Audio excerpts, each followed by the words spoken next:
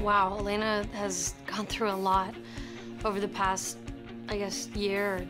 She came from what seemed like a normal suburban small-town life to finding out that there are mystical beings and all these different elements in the world that she was completely unaware of. Everything you know and every belief that you have is about to change.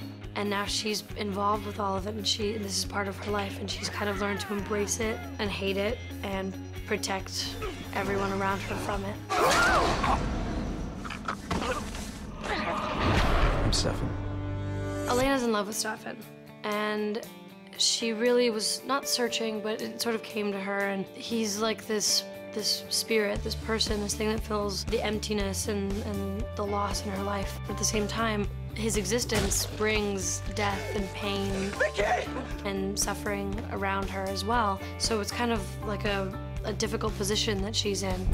Part of me wishes that I could forget meeting you, finding out what you are and everything that's happened since. But I can't. I can't lose the way I feel about you. Damon and Stefan are monsters. They're vampires. They're not human. They don't have hearts that beat, but Elena tries to see past that and see and find their humanity. She treats them like normal people, except they just don't share meals together. Or not the same kind of meals. I think she definitely anchors them. And maybe that's why they love and want to be around her so much, because they feel normal around her and they get a semblance of a normal life. The show, I mean, if you look at the posters, it's kind of been Elena, Stefan, and Damon. So I'd be lying if I didn't say that it's a love triangle of sorts.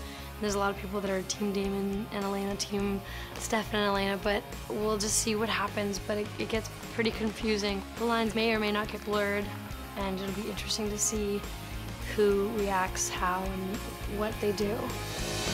The Vampire Diaries, season premiere Thursday, September 9th on The CW.